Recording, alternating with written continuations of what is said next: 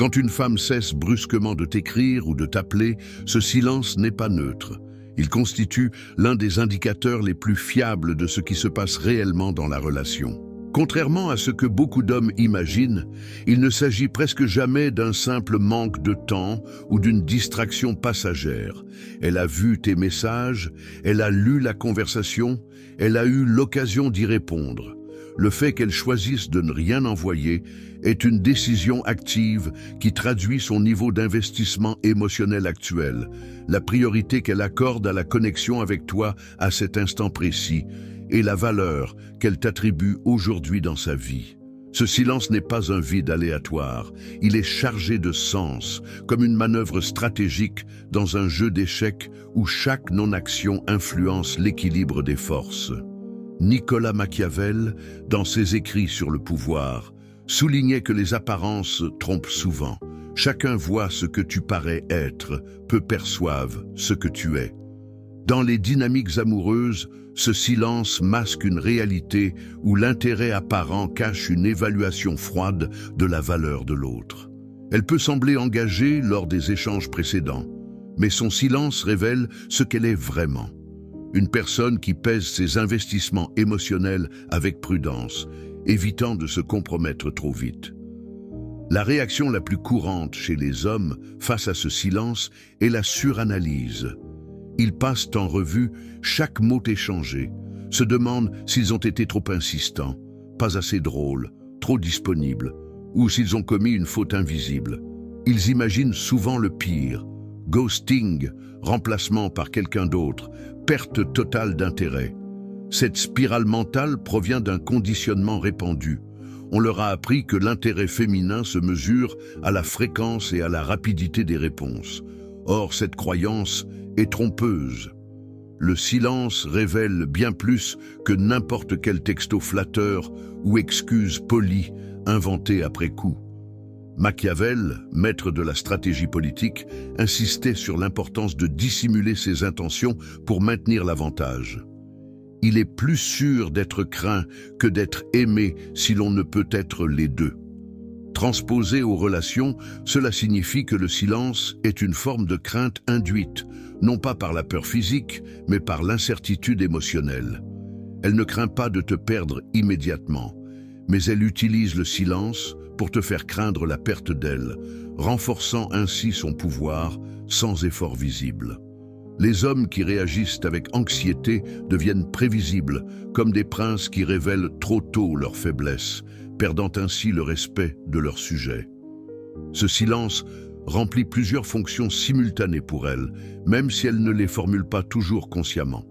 Il lui permet de rétablir un avantage émotionnel quand elle sent que tu es devenu trop présent, trop prévisible, ou que la dynamique penche trop en ta faveur. Il sert aussi de test.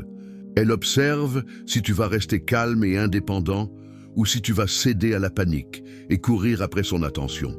Il protège également son propre ego en évitant qu'elle paraisse trop demandeuse ou vulnérable. Enfin, dans de nombreux cas, il signale simplement que son intérêt n'est plus assez fort pour justifier un effort régulier de communication de sa part.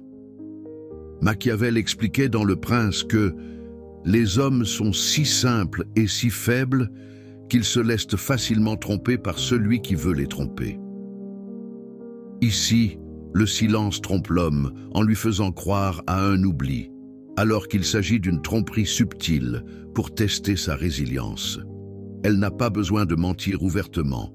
Son inaction suffit à te faire douter, te poussant à révéler ta vulnérabilité. Cette stratégie est instinctive chez beaucoup de femmes, apprise au fil des expériences où une disponibilité excessive les a fait se sentir dévalorisées. Machiavel conseillait au prince de feindre et de dissimuler pour survivre. De même, elle feint l'indifférence pour évaluer si tu mérites un investissement plus grand. Si tu réagis en multipliant les messages, en envoyant un appel pour vérifier que tout va bien, un message vocal inquiet ou une relance après quelques jours, tu lui fournis exactement ce qu'elle cherche sans qu'elle ait à faire le moindre effort supplémentaire. Tu lui prouves que ton état émotionnel dépend d'elle, que tu es prêt à investir beaucoup plus d'énergie qu'elle et que tu acceptes de te placer en position inférieure dans l'échange. À chaque relance, tu renforces le déséquilibre qu'elle a créé en se taisant. Machiavel avertissait que celui qui dépend des autres est toujours en danger. Dans une relation naissante, dépendre de ses réponses te place en position de faiblesse, comme un dirigeant qui supplie ses alliés au lieu de les commander. Tes relances multiples confirment sa supériorité perçue. Elle contrôle le rythme. Elle dicte les termes sans parole. Au contraire, en ne réagissant pas, tu appliques le principe machiavélien de la prudence. Observer avant d'agir. Laisser l'adversaire révéler sa main. Ce non-agir te permet de conserver ton énergie, de maintenir ton mystère et de forcer l'autre à bouger en premier. À l'inverse, quand tu choisis de ne pas réagir du tout, de continuer ta vie normalement, travail, sport, projets personnels, amis, développement de soi, tu transmets un message très puissant sans avoir besoin d'un seul mot. Tu montres que ton équilibre intérieur ne vacille pas en son absence, que ton attention n'est pas une ressource gratuite, que ton quotidien ne s'arrête pas à elle. Cette posture non réactive crée chez elle une incertitude symétrique. Elle commence à se demander pourquoi tu ne craques pas, pourquoi tu sembles si détaché, si elle t'a sous-estimé. C'est souvent à ce moment précis qu'elle ressent le besoin de revenir. Et quand elle le fait, c'est généralement avec plus d'efforts, de messages longs, d'appels ou de propositions concrètes. Machiavel soulignait que la fortune est femme et il est nécessaire pour la dompter de la battre et de la presser. Bien que cette phrase soit controversée aujourd'hui, elle illustre métaphoriquement l'idée que le pouvoir relationnel requiert de l'audace et de la fermeté, non de la passivité anxieuse. En restant silencieux à ton tour, tu presses la situation non par la force, mais par l'indépendance, forçant la fortune, ici, la reconnexion, à se tourner vers toi. Cette inversion des rôles transforme le silence en arme. Au lieu de te torturer, il te renforce, te rendant plus désirable car imprévisible. Le silence agit comme un filtre extrêmement efficace. Une femme qui ressent une réelle attraction, une connexion profonde ou un potentiel sérieux ne supporte pas longtemps de laisser le vide s'installer sans agir. Elle finit par revenir, même maladroitement, même en ravalant sa fierté, parce que l'absence devient inconfortable pour elle. À l'opposé, si elle peut rester silencieuse des jours ou des semaines sans en être réellement perturbée, cela signifie que son investissement n'est pas suffisant pour justifier un effort de sa part.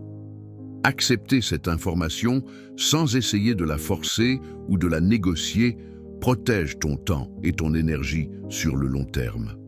Machiavel enseignait qu'il vaut mieux être impétueux que circonspect car la fortune est femme et pour la tenir soumise, il faut la battre et la heurter.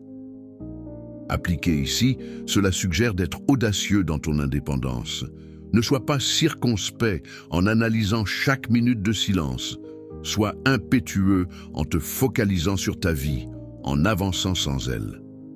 Ce filtre machiavélien te permet de distinguer les alliés fidèles, celles qui reviennent, des opportunistes, celles qui disparaissent sans regret, évitant ainsi des alliances fragiles qui pourraient te coûter cher émotionnellement. Relancer quand elle se tait abîme rapidement l'image qu'elle a de toi. Tu passes en quelques messages de l'homme confiant et centré à l'homme inquiet et dépendant. Ce changement est perçu immédiatement, même si elle ne le dit jamais. Une fois que le respect diminue, il devient très difficile de le restaurer complètement.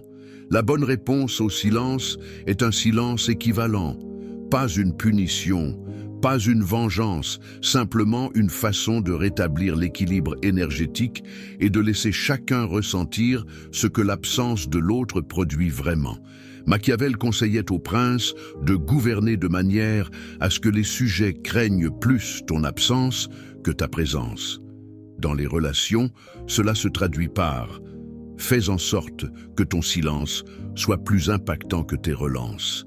En disparaissant toi-même sans explication, tu crées une crainte subtile, non de violence, mais de perte définitive. Elle se demande si tu es parti pour de bon, si tu as trouvé mieux, forçant une remise en question de sa stratégie. Ce silence réciproque n'est pas de la manipulation froide. C'est une défense légitime contre un déséquilibre imposé. En pratique, la réponse la plus efficace est simple. Ne relance pas, ne demande pas d'explication, ne disparaît pas de façon théâtrale non plus. Continue à vivre comme si de rien n'était. Occupe ton esprit avec des activités qui te font progresser. Ne surveille pas ton téléphone en permanence. Si elle revient, accueille le contact calmement. Ne pardonne pas tout d'un coup. Ne redeviens pas hyper disponible instantanément. Laisse-la s'investir davantage pour démontrer que son intérêt est sérieux et durable. Machiavel expliquait que les hommes offensent par peur ceux qu'ils aiment et par haine ceux qu'ils craignent. Ici, en ne réagissant pas, tu évites d'offenser par peur tes relances anxieuses et tu inspires une forme de crainte respectueuse, ton indépendance. Quand elle revient, traite-la comme un allié qui doit prouver sa loyauté. Demande des efforts concrets, observe ses actions et maintient un équilibre où aucun ne domine l'autre de manière toxique. Pour approfondir davantage, considérons les implications psychologiques et stratégiques de ce silence sur une plus longue échelle. Dans les premières phases d'une relation, le silence peut être un outil pour calibrer la compatibilité. Elle évalue non seulement ton intérêt, mais aussi ta capacité à gérer l'incertitude, une qualité essentielle pour un partenariat durable. Machiavel, dans ses discours sur la première décade de Tite-Live, discutait de la nécessité de tester les alliances. Il faut éprouver les amis avant d'en avoir besoin. De même, elle t'éprouve par le silence, avant de s'engager plus profondément. Si tu échoues au test en devenant needy, elle conclut que tu n'es pas prêt pour une connexion équilibrée. Inversement, en passant le test, tu démontres une force intérieure qui élève ton statut. Cela crée un cercle vertueux. Ton silence renforce ton attractivité, la poussant à investir plus, ce qui à son tour solidifie la relation. Sur le plan émotionnel, ce silence force une introspection chez l'homme. Il révèle tes propres faiblesses, dépendance affective, peur du rejet, besoin de validation constante. Machiavel avertissait que la soif de dominer est celle qui s'éteint la dernière dans le cœur de l'homme. Dans les relations modernes, cette soif se manifeste par le désir de contrôler le rythme de la communication. En apprenant à lâcher prise, tu domines non pas l'autre, mais toi-même, une victoire machiavélienne par excellence. Cela implique de cultiver des habitudes quotidiennes, méditation pour calmer l'anxiété, exercice physique pour canaliser l'énergie, poursuite d'objectifs personnels pour recentrer ton focus. Au fil du temps, cette maîtrise transforme les silences futurs en opportunités plutôt qu'en crises. D'un point de vue sociologique, ce phénomène s'inscrit dans les dynamiques de genre contemporaines. Les femmes, souvent conditionnées à être prudentes dans les interactions romantiques, utilisent le silence comme bouclier contre les déceptions passées. Machiavel observait que les hommes jugent plus par les yeux que par les mains, car il échoit à chacun de voir, à peu de toucher. Aujourd'hui, avec les applications de dating, tout est visuel et superficiel au départ. Le silence brise cette illusion, forçant un jugement plus profond basé sur les actions ou inaction. Pour l'homme, adopter une approche machiavélienne signifie anticiper ces tests. Sois préparé à l'incertitude, cultive des options alternatives, sans infidélité, mais en maintenant un réseau social riche, et traite chaque interaction comme une négociation où la force réside dans la retenue. Enfin, examinons les cas où le silence persiste indéfiniment. Si elle ne revient pas après plusieurs semaines, accepte cela comme une information définitive. La connexion n'était pas alignée. Machiavel conseillait de ne pas s'attacher aux fortunes changeantes. Ne gaspille pas ton énergie en poursuite vaine. Passe à autre chose, en tirant les leçons pour les futures interactions. Cela renforce ta résilience, te rendant plus attractif pour celles qui valoriseront vraiment ton indépendance. En somme, intégrer les pensées de Machiavel transforme le silence d'une menace en une stratégie. Observe, dissimule tes faiblesses, agis avec prudence et inverse les dynamiques de pouvoir pour émerger plus fort. En conclusion, Le silence est une information brute et précieuse. Il te montre ton degré actuel de souveraineté intérieure, son niveau réel d'investissement, et ce que la situation exige de toi à cet instant. Ne le comble pas avec de l'anxiété, ne le fuis pas avec de la colère, ne fais pas semblant qu'il te laisse indifférent. Accepte-le tel quel et réponds-y par ta stabilité, ton calme et une vie qui continue à avancer sans dépendre d'elle. C'est cette réponse silencieuse et solide qui protège ton énergie, gagne du respect, élimine les connexions déséquilibrées et, quand c'est aligné, ouvre la voie à une relation beaucoup plus équilibrée et authentique. Machiavel résumait « Les hommes sont si simples et si prêts à obéir aux nécessités présentes que celui qui trompe trouvera toujours qui se laissera tromper. Ne sois pas celui qui se laisse tromper par le silence, sois celui qui le maîtrise. »